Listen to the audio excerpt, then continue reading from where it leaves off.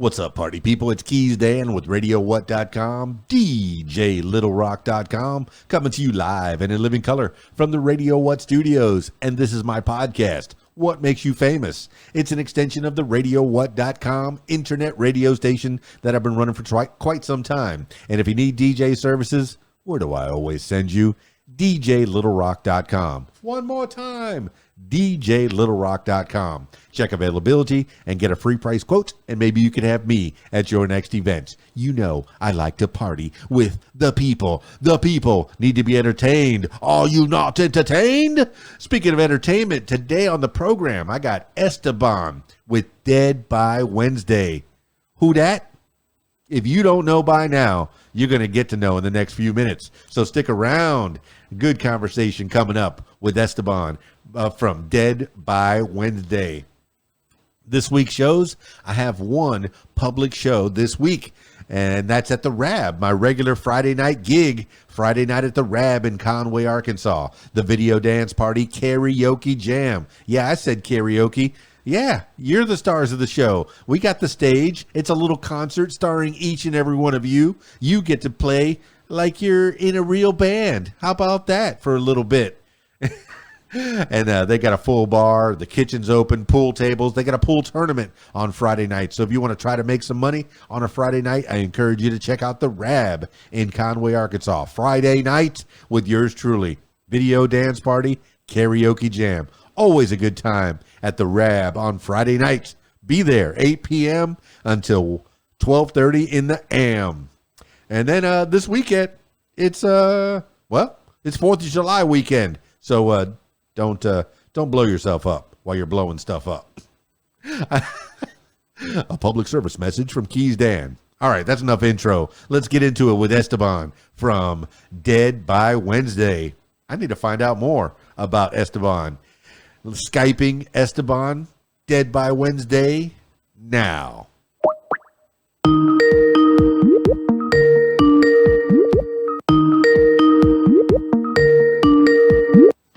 Say we're good? Will you look at that? The mighty Esteban in the house. Man. What's up? You are a total rock star, and I'm loving your background. I'm loving the studio presence that you're in. It looks like a good workstation. Thanks, man. Hey, so should I call you Esteban?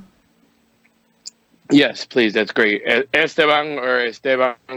Okay, so podemos hacer un parte de esta en español si quieres. Sí. Soy más cubano de la Guantanamera. Soy de Miami. So. Yeah, nice. Now, Soy puertorriqueño. Puerto Rican, man. You know, I know that there's bad blood between Cuba and Puerto Rico from long time ago. This is my grandfather. Okay, my grandfather was, well, I guess he called himself a Juban. He was a Jewish Cuban, but I don't think he was all that Jewish. He just wore the Star of David because he thought it looked cool. I don't think he ever got bar mitzvahed. We were Catholic, okay? The whole family was Catholic.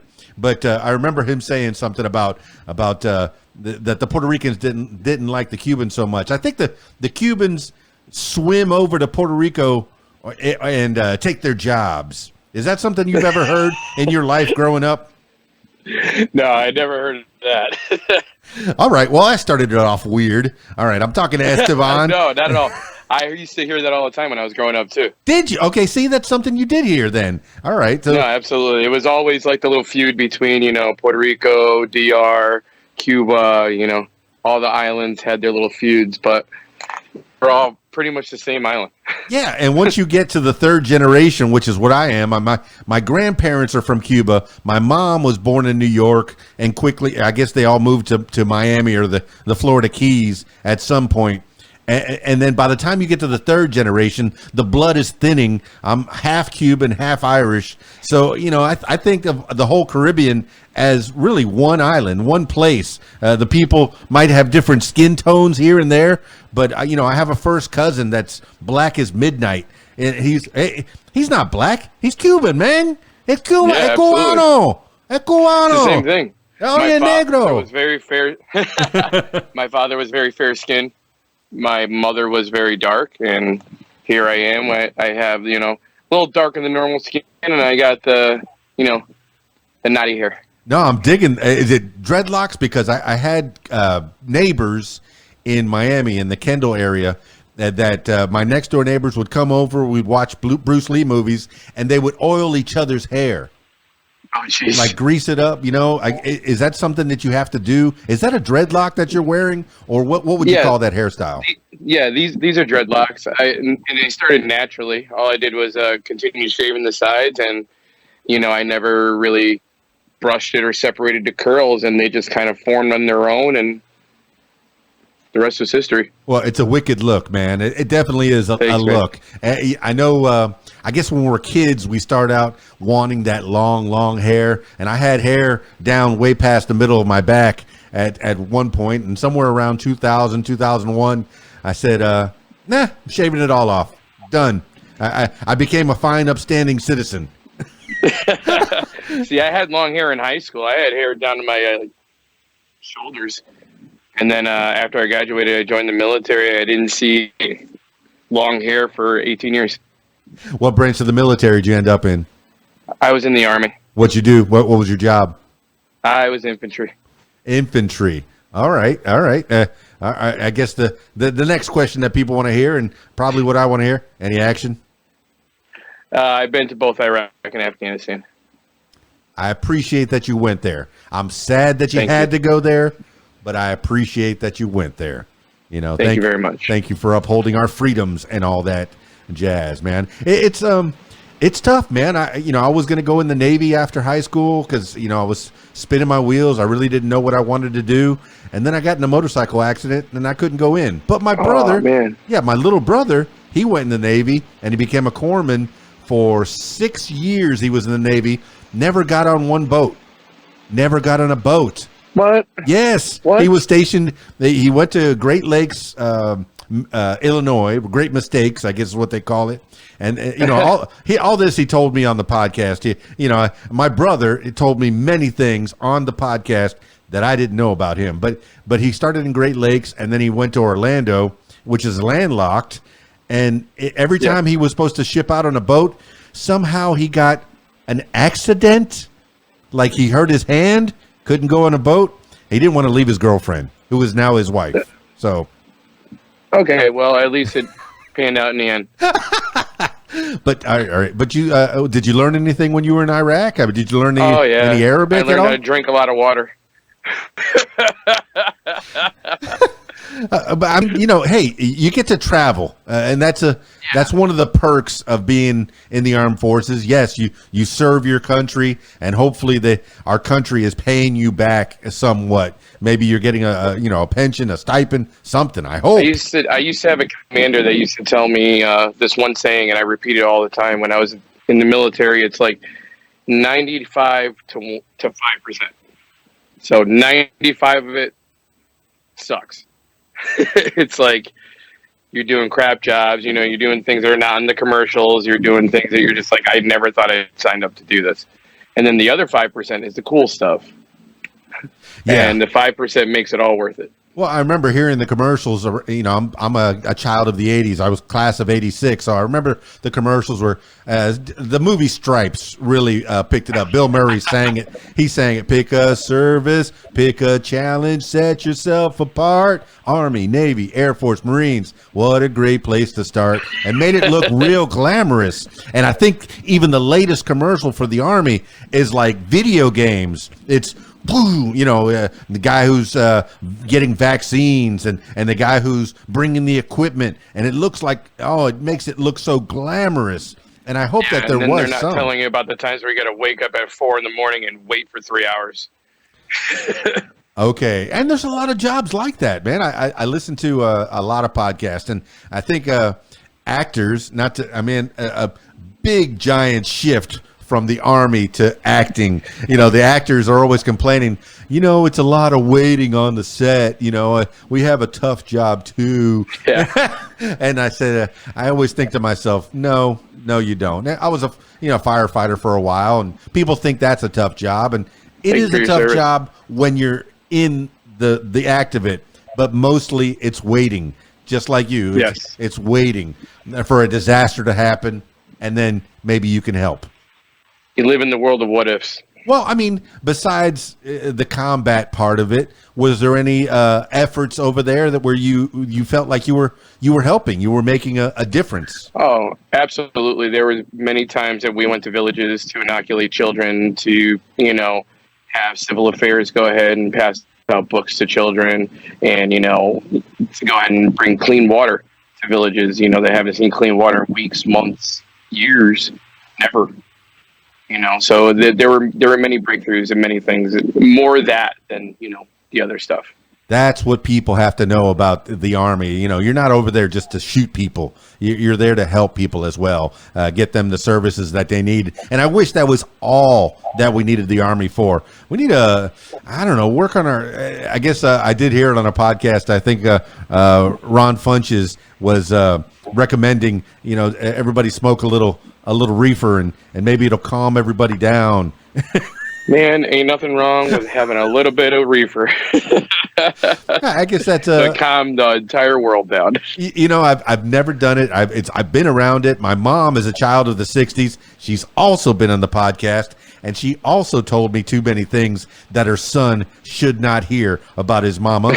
But she was a child of the '60s, and she did everything that the '60s is reportedly available for. And my first, she offered me my first hit of marijuana. I guess I was 18, and she said, "Hey, you want to try some?" I said, "No, not really." So I guess I rebelled against her. But I love the smell of it, and I hope that it does become completely legalized and regulated. It's going to be safer. But it's not going. It's unstoppable. It's going to happen. And from what I hear, is the stuff that they sell at the distribution centers already is already so strong that the old timers are going, man, I can't get a mellow buzz. Is there any truth to that? I can't confirm or deny. But aren't you in California? No, Connecticut. Connecticut. Okay. I thought for some reason you were in California. Forget it. No, they just legalized it here in Connecticut, and it goes into effect this Thursday. Oh, fantastic. Okay, so we'll save that conversation for next Thursday. And absolutely. And we'll talk more. No, even here in Arkansas, I'm from Miami in the Florida Keys, but even here in central Arkansas, where I find myself now, there's 6 distribution centers. It is unstoppable. Even in this red state that I'm living in, and red or blue. Can't hide the data anymore. Yeah, red or blue, I can't trust any of them. Okay, just to put that out there. But in this red state that I'm in, this Bible Belt state that I'm in, they're already legalizing. You go to your local doctor and you say back pain, and they go, here's a card, and you go for it. But I don't know. I kind of want to try it in my older age now, but I don't think I need it. I like the smell of it, though. But enough about that. Man, I haven't even introduced you or anything. We haven't even introduced yourself. Esteban, Dead by Wednesday. Tell the people who you are, man, in case they were living under a rock or something. Esteban, vocalist of Dead by Wednesday. What's Dead by Wednesday? Dead by Wednesday is a metal group out of New Haven, Connecticut. Metal as heck, man. I don't know if they're swearing a lot. I won't, but you can. It's your podcast. You can tell the people anything you want about yourself any way that you want. I never put a limit on anybody's vocabulary, for sure. Nice. Because I did get a chance to check you out on the YouTube and check out some of your songs. Man, you rock, bro. Your whole band rocks. And I was even watching one of the videos that I found on Facebook. I don't like to do a lot of research on these things, as people that listen to the podcast know, but I did get a chance to peruse and at least listen to some of your music, man. But the guttural, the screaming, the voice, how do you train yourself to do this? How long have you been doing that too? I've probably been doing vocals now for roughly about on and off for about 10 years, and I really got serious with it. I'm metal vocals for 10 years. I've been singing ever since middle school, and R&B and stuff like that. Funny enough, that's how I started. What year was that? What year was that, so we can put a timeline on it? I started singing harmonizers in middle school right around 1996, 596. So now we're going on almost, 30 years later, 25 years later. I get it. I'm 52, man. I celebrate it now. You know, I before I was 50, I was like, I don't want to tell my age because, you know, I'm an entertainer and there's a shelf life and, you know, but they don't want older people. But as long as you could still do the job, you are fine, man. And it looks like to me that you can do the job. So, but you started in R&B in middle school. I started in R&B in middle school, and then high school. I sang a little bit here and there, sang for my high school graduation. Then after that, went into the military, fell off of music for a while, came back, started doing metal, gave it a try, and realized that like doing regular screaming hurt a lot, and it's not supposed to. So I started, you know, taking lessons here and there from different, you know, vocal coaches and friends of mine who were doing metal at the time and giving me tips on how to use my screams. And then recently, you know, the pandemic, especially right before the pandemic, probably 2 years leading up to the pandemic, I started getting really serious. I'm in another couple projects that I was in before. And then coming on to DBW was when like the real versatility, I started really opening up my wings and allowing that range to go through. And I've taken lessons from, you know, the Extreme Voice Institute online, also taken online lessons from Melissa Cross. So it's been an eye-opening experience on how to harness this. Well, that's what I like to do on this podcast is learn. And I'm glad you're giving credit where credit is due. That way people can go and find some training because if you go and just scream, even Axl Rose, I guess he blew his voice out doing all the screaming. Is that what you've heard? That's the story. Absolutely. Yeah, I mean, it happened to me once. I played a show in, I don't know if you remember or even heard of it, but there was a place in Manhattan called Wild Spirits. It was a big rock and metal place back in early 2000s. I played there one night and I totally blew out my vocals. I was coughing up blood, and it was not a good situation. So, like immediately after that night, I said, I gotta do something and fix this. So, if not, this is going to be a very short shelf life. So that was you going out with no training or little to no training. None. Right. Okay. Well, let's go back to 95, 96. And you were doing R&B. In what capacity? Were you singing at school plays or talent shows, or what were you doing? I was actually in 2 choral arrangements in middle school. I was a second tenor and I was a bass in harmonizers and regular chorus. And then I started doing quartets later in middle school, you know, and I started in high school, started dabbling into like, you know, the whole R&B boy band stuff, you know, Boys to Men and Shy and things like that. So that's pretty lofty right there. Shy. If I ever fall in love. Oh my gosh. Man. You play that and the dance floor fills up with couples that are just loving and hugging and squeezing. Yeah, that is a song, man. Dirty little secret. I used to be able to hit those end notes like butter. Yes. Now that's vocal training right there. Is doing it's trying to be like Shy. Forget about it. But you were in vocal groups, and you said you were a bass in middle school. Yep, I was a bass, and I always asked my voice really wasn't even that deep in middle school. So I was like, why am I being a bass right now? And one time, like probably about a month and a half into, you know, the bass training, I was having a really hard time hitting like these bass spots. And I asked my coach at the time, I was like, why am I even doing this? I was second tenor last semester and now I'm bass. And they said, because your range was so good at second tenor, they wanted you to extend it lower, get a more bass to be able to bounce back up from. Man, he didn't know that he was training you for the future. Because that guttural is all, bro. You know, you can get that. My brother, once again, my little brother, he was the only bass in his choral group in middle school. So I remember one performance that he had, Chiquita Banana, and Chiquita Banana, and I'm here to say, and you could hear him completely. He was saying Chiquita Banana. Chiquita Banana, you know, in the background you have those, you know, those harmonies. Yeah, man, that's a memory that stuck with me my whole life. But yeah, man, what did you learn from chorus, and did you develop relationships and friendships in chorus in middle school? I mean, I just developed a real kinship for music. It was like right from there was when I really realized that like music was a part of my fabric. I knew, and ever since then, I've always been doing something with music throughout my life, no matter what. I mean, I even before then, when I was in sixth grade, I started playing the saxophone, and then realized that I don't have the finger dexterity for that. That's why I can never play the guitar, piano, everything like that. So I gave that up and went into singing and never looked back. So It's been a great ride. No instruments at all. You're not playing anything. I dabbled into the bass guitar a little bit. I mean, because the strings are big enough for me to be able to get to. Piano, I teach myself piano. But other than that, I really don't dabble into very many instruments. Yeah, your voice is your instrument. Yeah, I have, I had guitars, and I have a piano in the house, and I cannot play them. But my 15-year-old, she's very good at playing the piano, and I hope that she never loses that.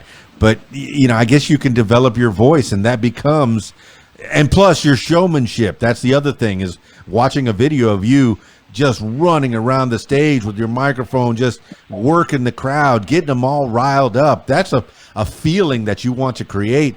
I mean, how do you feel? Okay, when did you feel that you were good enough to start playing in front of people? And was it back with the R&B, or was it a little bit later?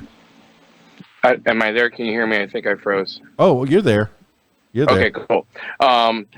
It was like when after I had that incident, of blowing my vocals out, a little bit, even before then, when I was in like my original band, my first ever metal band, which was Silent Morning, way back in the days. Not a very big following. This is before social media. Well, what day was it? I mean, this is 97, 98, somewhere, I'm guessing. This is like early 2000s. This is like 03, 04. This is right before I went to Iraq. And like getting my feet wet in that was when I started, realizing that, hey, I think I may like this a lot.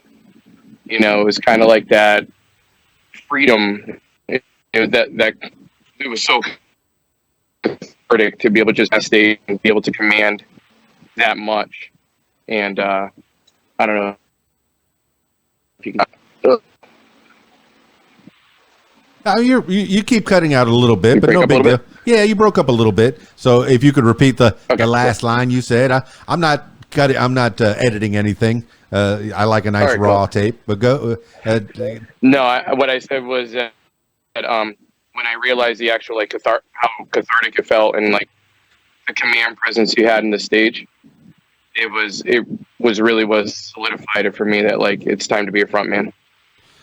Fantastic, man. And how many people are playing with you? In case you're not watching the video version of this and listening to the audio, he's really determined to keep the video working. Man, that's technical prowess there. Well, tell me about the room that you're in. Is that the practice room? This is one of my practice rooms from my other band that I have. Well, tell me about that. It's my studio that I built. I'm in another project called Condition Zero. It's kind of like my just little thing I do on the side, and looking to do something with that in the near future. You know what I mean? But mainly my main project is DBW. That's my big priority. Well, I know we're here to talk about Dead by Wednesday, but a creator's got to create. And once you get to a certain age, once you get to a place, people start having families, and it's hard to get, 4 or 5 guys together on stage on a Friday or Saturday night to get them to play. So, yeah, you got to have other fingers and other fires if you want to keep doing this, for a living or more regularly. I'm guessing. Is that where you're at? Absolutely. Like DBW is like my priority right now. Condition Zero is definitely another project that I would like to get off the ground and have it be something of substance, in the future. That would be amazing. But the efforts right now, there's only so many hours in the day, you know what I mean? Well, you leave the first band and you head for Iraq. How long did you spend over there? I was in Iraq for 18 months. 18 months, man. With, the train up going in and then mobilization out, and the entire time, the whole deployment was 18 months. Anything you want to, I guess we've already mentioned, the things that you were into over there. But once you get out of the Army, then what? What are you thinking? What's in your head? I got out of the Army and I kind of had no direction at first. And this is recently, this is 2016, so 5 years ago. And I then, my brother at the time hit me up, and he was working for a university, and he goes, hey, there's a spot over here if you want to go ahead and try it out. And it's over there working with students in audio video technology and pro audio. So I kind of just went from one love and one passion to another. Well, did you study any of that in school, in high school or college or anything?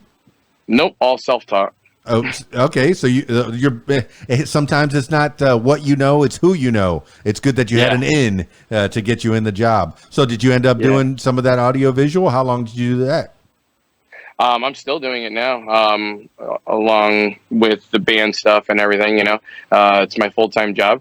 Managing, students and in a very professional atmosphere, and doing audio, video, and video production and audio engineering. It's really fun, and teaching that to students, it just broadens my horizon more for music.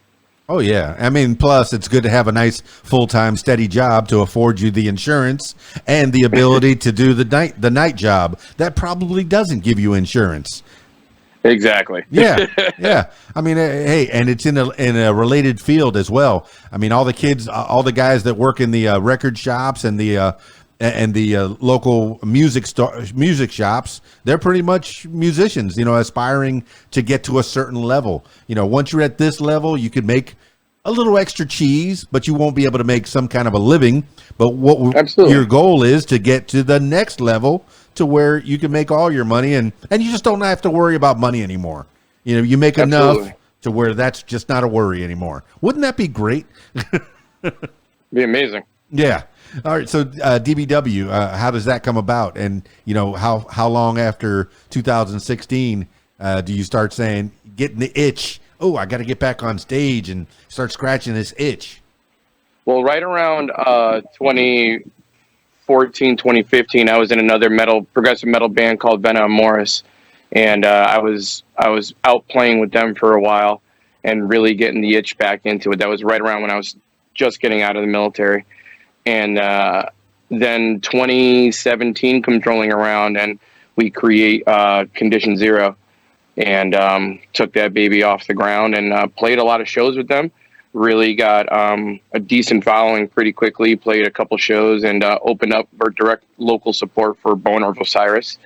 And we took off pretty quickly. Turn me on. Who's that? I've been living under a rock. Who's Boner of Osiris? Boner of Osiris is another great progressive metalcore band. Been around for quite a few years, and those dudes rock out a lot. And they came through the area. They were doing a nice small room tour, and they were looking for around the area, local hitters that can go ahead and put on a good show. And they called us up, and we came in and gave it our all, and then it was awesome.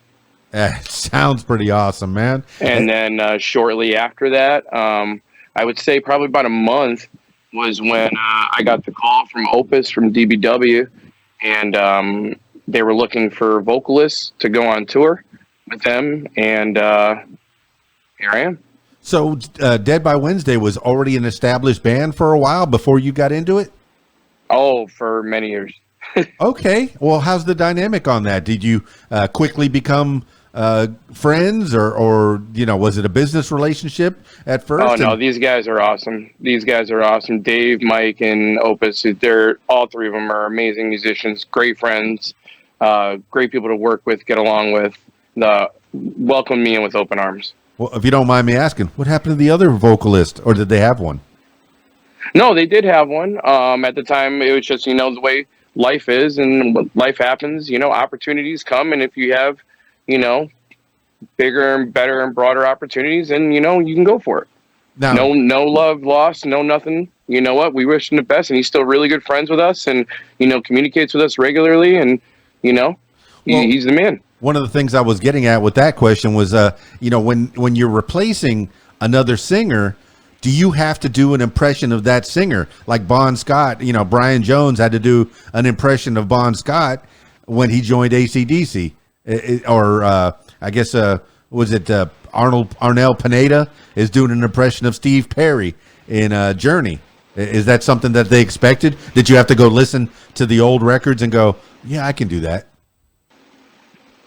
I think that's what was like really awesome about coming onto DBW. It was like I listened to the songs and committed them to memory, and kind of like once we got into the practice room for rehearsal, it was like the flow hit and the groove hit, and it kind of like was, I can jump in the saddle and kind of do my own flavor with this. Well, how long after? While still giving proper justice to, Rob's structure in the song. Well, how long after 2017? How long of a practice did you have to get together with them before you took it on the road, took it on stage? Well, it wasn't 2017 when they called me. They actually called me the January before COVID hit, and so it was very recent. And you're like, yeah, we're going to go on tour this year, 2020, the year of clarity. I remember when I was DJing the party for the New Year's, it was, 2020 vision, year of clarity. It's going to be great. And then, yeah, exactly. So what were the big plans, if you can remember, in January of 2020? You were like, hey, I'm in a new band. I'm practicing with them. Did you have any gigs We were getting planned ready. up? We were set up to go on tour with Twisted for their Dynamic Duo tour for 30 days. So that was intimidating itself, but it was absolutely exhilarating and exciting as well. It was like, all right, well, it looks like starting in March, I'm going to go away and go on tour and live the dream and actually do what I've been wanting to do. And no. Yeah. So, man, do you have a family that you were going to leave behind, or? I do. I have a wife and 2 kids. Yeah, that is tough, man. You have to give up a lot of things to be a touring musician. How far was that tour going to take you? It was going to take us as far north as Buffalo, as far south as Florida, and as far west as Texas. Wow. That's a fantastic tour. And you'd be away from your family for weeks, months. Yeah. Is that something that, how does the wife take it? The kids are resilient, hey, daddy has to go to work, that kind of thing. But the wife, man, I wonder, even leaving for a night or overnight, my wife can't take it. Distance always, makes the heart ache a little bit, but, she was with me throughout the entire time I was in the military as well. We've had crazy ups and crazy downs, and after the dust settles at the end of the day, she's my best friend and she's my road dog, and she's like kind of my rock. She just says, go live your dream. I'll hold it down here. Sounds like you have a good support system, and that is the American dream right there, man. I'm very blessed with that. Oh, for sure, for sure. So tell me tell me more about this space that you're in. What are the posters that you have on the walls there, and what's the equipment behind you there? You don't play. Well, I got a mixer, I have a banner up from a charity that we actually did in my other band for Mission 22. What's that? Which is Mission 22 is a charity that helps combat the 22 veterans that complete suicide a day. They help combat that number. Man, noble effort, man. Tell me more. How do you get involved with that? Because that's something that people might want to get involved in. Well, it's everywhere. You can go to mission22.com. And they have local ambassadors normally within your towns, within your counties. You can link up with them, and they do an assortment of charities, as long as, it's appropriate. Like, this is the first time in the region that they did a metal show for Mission 22, and they loved it. So I encourage anybody who wants to get in on it. It's a wonderful organization. They'll show you where all the proceeds go to. It helps, recovery for veterans and combat veterans that have seen, combat and suffering from PTSD, and they also work with the I Got Your Six project. So it's a great organization. Well, it's nice to find an organization that you can trust, and if you're putting your name behind it, you're putting your stamp on it. That means that you've looked into it, and the money is going to a good cause. I'm not sure. I guess what is it like helping with mental health and maybe some counseling, stuff like that. It helps with everything from counseling to outreach programs to leave-in programs to taking veterans on fishing trips, and just, veterans groups, just to help veterans have a safe space to talk about what's going on. Yeah, something as simple. Because I think a lot of vets are afraid of talking about what's happening with them, especially when they're around people that they're not comfortable with. So they create this atmosphere. A lot of veterans who have, shared experiences, not the same exact experiences, obviously, but shared experiences that kind of makes it the comfort level easier and helps open the door for veterans to be able to cope with a lot of things that they need to cope with. Yeah, sometimes it just takes being a friend or just being there for somebody. Take them on a fishing trip, do some real talking. Now, when you came back, or the people that you were stationed with, your platoon, your people, did any of them suffer through feelings of anxiety or shell shock, or what are they, PTSD, any of that kind of thing? Did you ever go through any of that? I mean, I think everybody that goes over there suffers from it at some point or another, some level to some degree. I mean, you can't go away from home for a year, even doing something normal, and come back a same person. It's like you change. So you change to your environment, you change to your surroundings. So it's a tough transition. And, the more that you feel like you have brothers and sisters and people that are there that have, shared experiences, you realize that you're not alone, and, you can be safe in your skin. Yeah. I mean, it sounds like there's a lot of help for the people that come back. The Army is ready for that. That if you need counseling, you can get it, or is it outside organizations that have to be involved?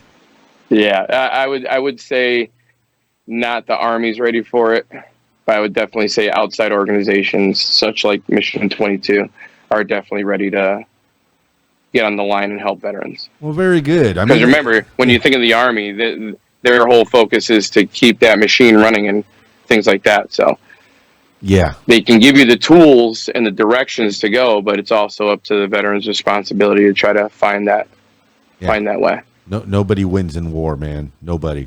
Ugh. I wish we didn't have to have it. The people need to get along. Can't we all just get along? In the words of the great Rodney King, right? But uh-oh, did you freeze up? I think I'm frozen again. Oh, there you go. No, I refresh you every once in a while. I'm here. The wonders of Skype. But no, I'm enjoying talking to you and getting your views on things, and I know that everybody has to give back to the community, especially if you've made a lot. If you're comfortable, you should give back. I know that I had the chance to be involved with the COHO, the City of Hope outreach here in Conway, Arkansas, and there's a lot of guys that have been, it's kind of a halfway home for people that have been in jail, or just getting out of the Army, or down on their luck for one reason or another, and it provides housing for the people in our community, and I get behind that one as well. It's kind of tough, man. I know that there's a homeless problem here in Arkansas, where almost every corner that has any kind of traffic, there's a dude out there with his hand out, and I'm like, man, I feel for that guy. I'm sure he doesn't want to be there. I just kind of think on his level, all right, you're looking at him, and the first thing is, oh, don't give him money because he's probably going to buy booze with it. No, or he's going to use it for something that he shouldn't. Well, or you can go and talk to him. Like we have Dr. Fletcher, Philip Fletcher. He runs the COHO City of Hope outreach here, and he actually goes on the corners and talks to those guys and finds out what they need. So it's good to have that kind of a feeling in your heart to where you want to help people, you know. Absolutely. Yeah, you help people in your community. I mean, you going in the Army. What made you want to go in the Army? Or, you know, volunteer? Well, it was kind of like my father was in the Army, and it was kind of like a love-hate kind of thing, to be honest with you, because it was a situation where I grew up in the inner city, and my parents didn't have enough money for college. I wasn't, you know, an A student to have a scholarship, you know, so it was kind of like, what do I do? Yeah, and from what I understand, the armed forces definitely does straighten the person out. My brother, my little brother, he dropped out of high school with 2 months left of his senior year, and I went, why? Well, he got in with the wrong crowd. In fact, he might have been president of the wrong crowd. He's been on the podcast before, so he's told his story. But you know, and then he went in the Navy, straightened himself out. You know, now he's a fine, upstanding citizen, has a job, has a wife, has the 4 kids. I think that the armed services has its good parts, right? Absolutely. Like I said, it's 95 and 5. Hold on to that 5, man. Hold on to that. That's all it is. You want to know something? I would never change a single thing, and I would never regret the decision, ever. It was one of the best decisions ever in my life. Did you make any long-lasting friendships or acquaintances? Oh, yeah. Every single day I talk to somebody I was in the military with. Every single day. There's not a day that goes by that I don't get a text message or I get like a, hey, you asshole, or, you know, something like that comes across my phone. Yeah, well, I mean, that's something that we don't have as adults, adult men these days. I know in Grandpa's time, they had male friends. You know, you'd go to the bar for a couple of hours, you know, happy hour, and whether you know, drank or whatever, you had a couple of buddies, and you played some cards or checkers or chess with them. You know, that's something that men generally don't have. I don't think I have a friend right now. And I remember having best friends when I was in high school and college. Still the same guy, you know, with John Canada. And he's been on the podcast too. And, you know, I'm kind of refreshing my memory. But, you know, I don't have that friend right now that I can call up and say, hey, let's play chess. Or let's go play some pool at the local bar. I don't have that. And it seems like they used to have that. Do you have friends that you just hang with? Or is it always, hey, let's go play some music, and that's how you get your hang time?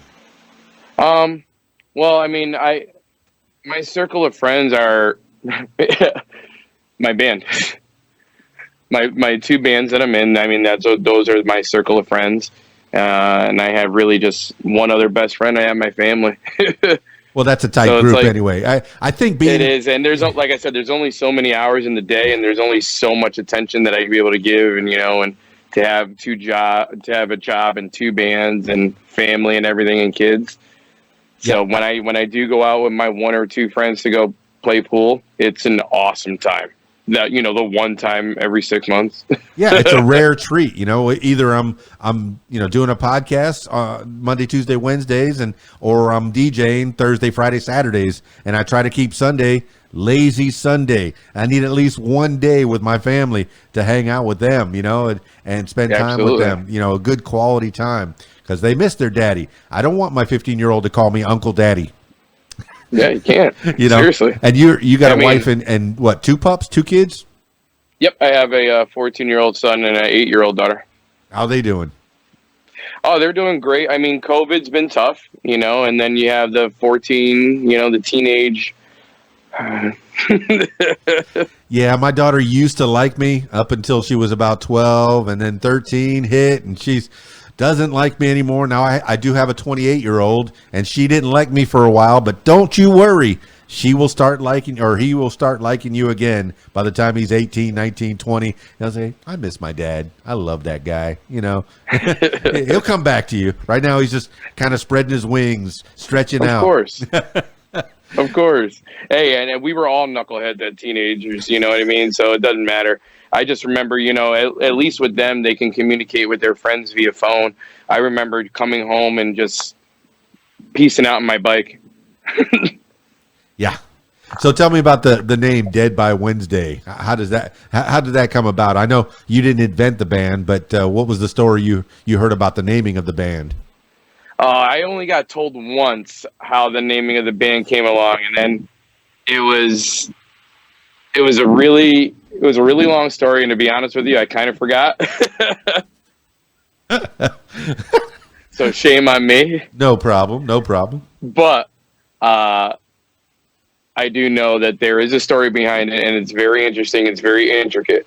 All right, then. I'm going to have to look that up. Find out the name. Yeah. Why Dead by Wednesday. But I know you've been shortening it down to DBW or DB Dubs, I guess would be that's a good one. What the kids would do. Oh, man. Did I just become older? These kids today with their DB Dubs. You did date yourself. I did. Oh, well. That happens. That happens a lot, man. But, any other avenues you want to explore, man? Any shout outs you want to give to the people in your band or the people that help you along? And tell me about any records and tell me about any records that you've been putting together with that band or any records that you have out there for sale. Go over all that. Well, right now we're working on a lot of tracks. We're recording and doing a lot of work with Nikki Belmont out of Dexter's Lab in Milford, Connecticut. I like that name. It's a really good studio. Big shout out that we have coming up is July 29th. We have a private show that we're putting on, and we're being recorded for our video for our new track that we're releasing called Here Comes Dead. And it's going to be, we're inviting people to come in and be part of the video. So, and we're getting filmed by the legendary Tom Flynn, who's also filmed Lamb of God, All That Remains, Body Count. So this is going to be a really big, huge production that's happening at Toad's Place in New Haven, Connecticut. $25 donation gets you named in the credits, gets you your album, gets you your private show, gets you in the video, gets you some merch, and it's going to be a good time. Private show, you giving lap dances? I mean, extra 25, maybe. We'll start talking then. Negotiable. It's negotiable. No, all right, man. Absolutely. That's a moving target. Well, I mean, hey, look, you do what you have to do when you're in a band. You hustle. Man, it's tough, a grind, dude. Times are tough. No, but it's a grind, man. People that think that rock stars have it easy. Once you get to a certain level, it becomes a little easier. But once you're still you're still in the band only a year, which is nothing. Yeah. It takes 6, 8, 10 years to become an overnight sensation. Yeah. Seriously, I mean, people even see these bigger bands. Those guys are still grinding. I mean, music is a tough business, and I remember a lot of people are doing it for the love of the music and entertainment. I do it for entertainment. I do it because I love to bring people joy.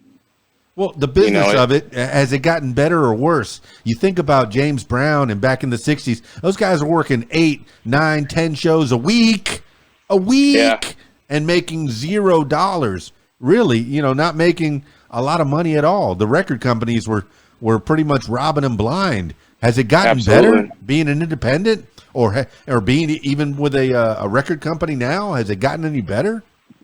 I mean, I think it's gotten better in a way where things are a lot more transparent. You know what I mean? I mean, there's still shadiness, obviously, through every corner. It doesn't matter whether you run a chocolate store.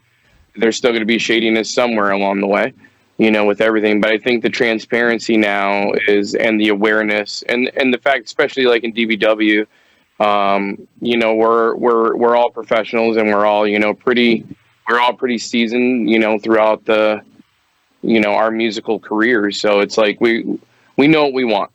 Well, I remember Prince back in the day changing his name to a symbol so he can get out of his record contract. And even more recently, Taylor Swift re-recording all of her original albums so she can hold the master tapes because she can't get a hold of the original tapes. I feel for creators that don't have the the ability to control their own destiny, their own product. So, it sucks. I mean, it's your heart and soul that you're putting into it, and somebody else is holding it hostage. how, man? How? And I guess I know how, man. When I was a 17-year-old kid, I knew everything. I would have signed on the dotted line probably for a $10,000 advance. Here's $10,000. Little do you know, you're paying that back and more, Much more. Oh, my gosh. Have you ever been approached by a record company or have you remained independent your whole career? I've been independent. And then coming on to DVW is when it first started going into, record companies and things like that. So that was awesome. You do have a label that's helping you to push things along? I know that we were working with Combat Records before, but I don't know what the status of that is now.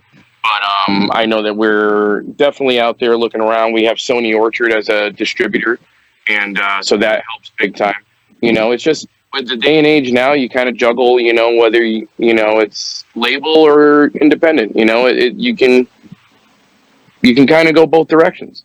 Right. I kind of, in my head, I had an analogy to where with a record company, you could sell 1 million units, make $100,000, or independently, you could sell 100,000 units, make $100,000. So I guess there's the status. Do you want to look like you have a gold record? Well, I mean, I'd be remiss if I didn't mention at least 434 Management. They're the ones that put us together. I had Derek Pichon on the podcast before. He's a pretty cool dude, man. I haven't had Paul Crosby on the podcast, but from what I understand, he's a cool dude too. I mean, what are they doing for you? How are they helping you get to the next level? What, the 434 Management? Uh-huh. I honestly, that probably is Opus's lane. Oh, okay. They were the ones that put this podcast together for us today. I got roped into the podcast this afternoon. Okay, all right, because I was thinking I was going to be talking to a whole band, and once again, it's hard to get we just finished coming off a run yesterday. Yeah, it's hard to get 4 or 5 guys together to do anything. I mean, I could have remoted all of you on Skype and got it all done, but it's nice to talk to the front man. You're the face. That's a lot of responsibility. Yeah, I'd love to be the guitarist. I'd love to be the bassist. Always has that bass face, and has to. I've seen a lot of cool bassists, but. Give me shout outs about the band and their styles and who's the members of the band. I think the best thing about this band is like everybody brings a very unique, interesting style and it mixes together. Like we like to say salsa. It makes a real good mixture. Opus is a solid drummer. The guy's a human metronome. Never misses a beat. And then you got Dave Sharpe, who's a phenomenal guitarist. I know he's worked with bands like End Time Illusion. He's been on Ellefson. He's recorded, self-produced albums and things. So, phenomenal guitarist. Probably one of the best, if not the best guitarist I ever worked with. And then you have Mike Modeste, who's our bass player. Phenomenal bass player. I mean, the guy just, Mikey Six Fingers. The guy's hands just work like crazy. I've never seen somebody be able to be that entertaining while playing the bass. Man, I am so impressed by musicians that can actually play. I knew 3 or 4 chords. I had a doctor that I worked with down in Miami. I was a paramedic in the emergency room, and I had a doctor that was trying to teach me a little bit while the place was slow, which wasn't very often, but he knew like jazz and blues. Funny enough, we had one of the Blues Brothers as one of my patients at one time. I'm not going to say which one. I don't know if that'll violate a HIPAA law, but one of the Blues Brothers in the band was one of my patients once, and that was a cool time. But but Dr. Weinstein, he was trying to teach me a little guitar, and I learned a little bit of scales and a little bit of that, but nothing that I could take on stage, man. I'm so impressed by actual musicians, and I watch them whenever I love going to live shows, man, and just watching, I focus on one part of the band and go, oh man, look at his fingers going on, and focus on the drummer, pow, pow, pow, just and then of course the singer, the guy that's bringing all the energy to the crowd.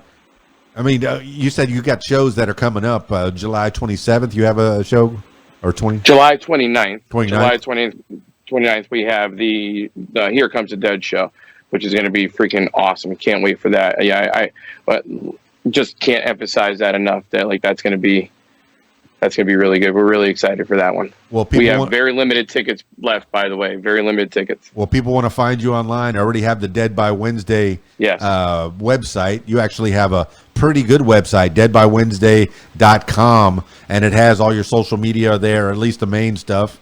And there's lots of good information. You can find us on all the Spotifys, the Bandcamps, the interwebs.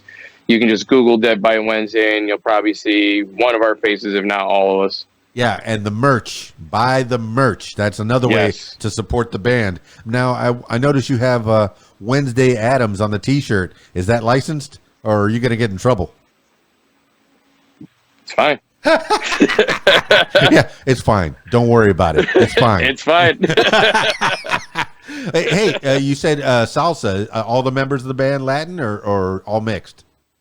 No, we're all mixed, all different backgrounds. I keep saying I bring the adobo to the band.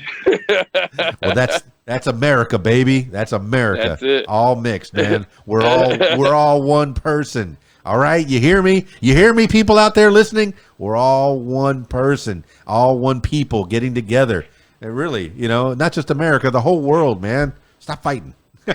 All right. Any other shout outs you want to give? Any other avenues you want to explore? As we freeze up on Skype.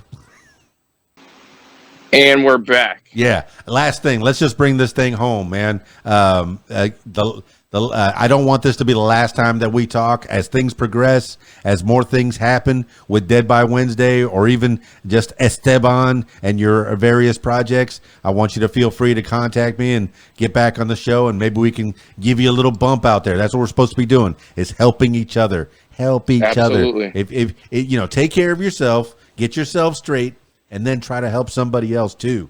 All right. But absolutely. I always finish these things off with last words for the people. This could be like words to live by, something you heard a long time ago, maybe a family member told you, or maybe a mantra that you wake up with, or just whatever pops into your head at this moment in time. Esteban with Dead by Wednesday. Give the last words for the people.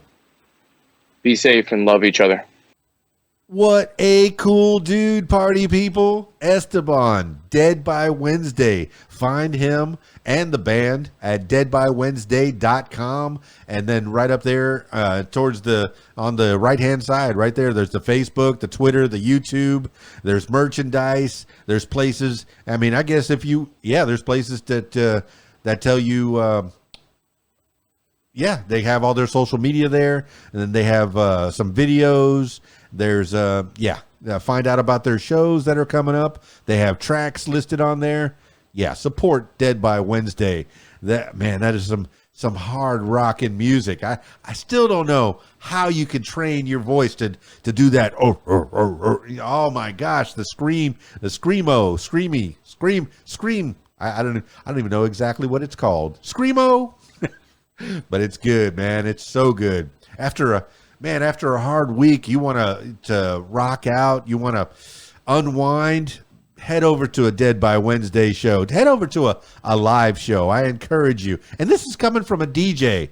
A DJ, yes, I might be losing jobs. No, I love going to live music, man. Support live music, local live music. I know that they're out in Connecticut, but they're willing to travel if the money's right. We're not in it for the money.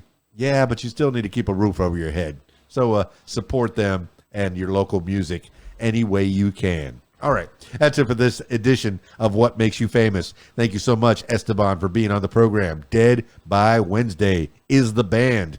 Now, if you would like to tell your story, I encourage you to give me a call, 501-470-6386, or email info@radiowhat.com. That's it for me. It's KeysDAN, radiowhat.com, djlittlerock.com.